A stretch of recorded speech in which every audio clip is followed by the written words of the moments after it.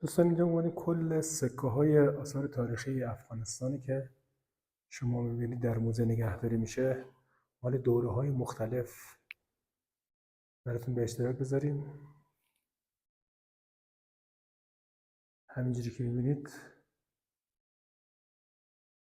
اکثرشون طلا، نقره،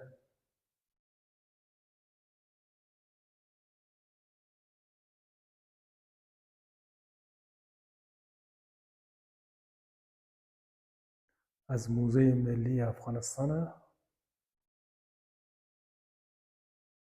شما میبینید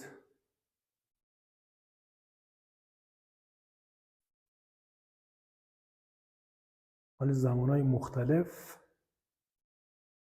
از زمان ساسانیان بگیر، از زمان قبل اسلام و بعد اسلام و همه سکه‌هاش اینجا نگهداری میشه، از جمله مدال‌های افتخار افغانستان.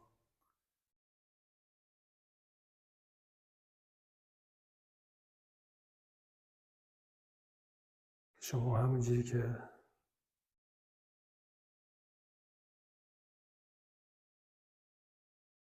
یه زمانی همه سکه بودن، رایج پول،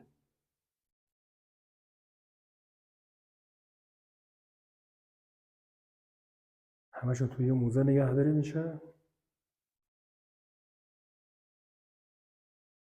مال زمان اسلام بیشتر این قسمت که شما میبینید.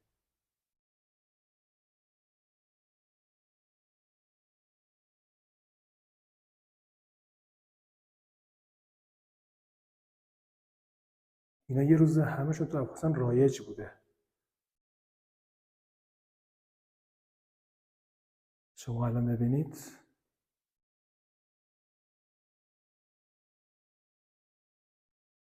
سکه های دوره مختلف افغانستان.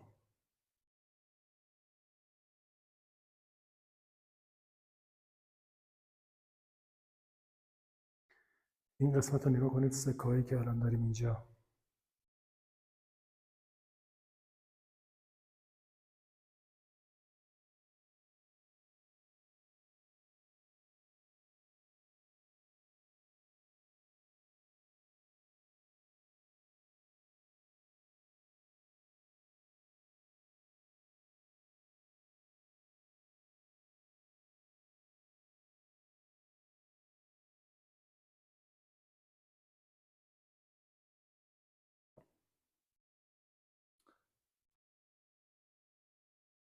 و اینجا هم که الان شما میبینید سکه های مال کشورهای مختلفی که تو افغانستان حالا اومده مونده.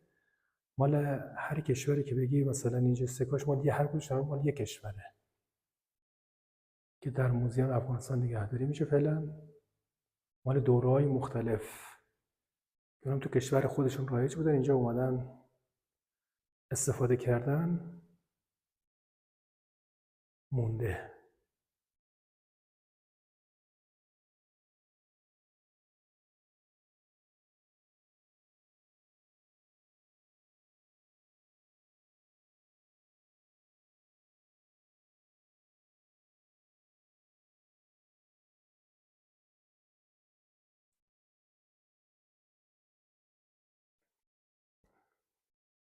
این سه تا سکه بالا مال کشور ایرانه.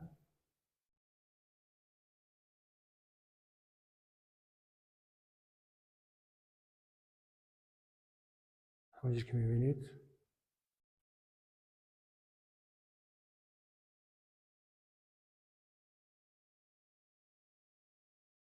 اینها مدال‌های افتخار افغانستان به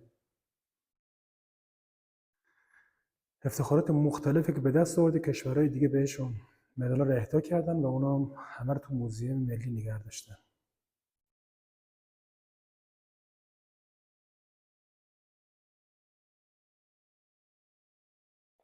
به یه تعدادش هم این بره.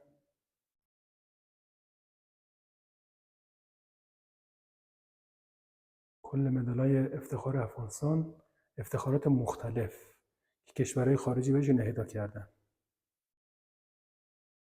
و اینم سکه‌هایی که مال زمان ساسانیان بوده، مال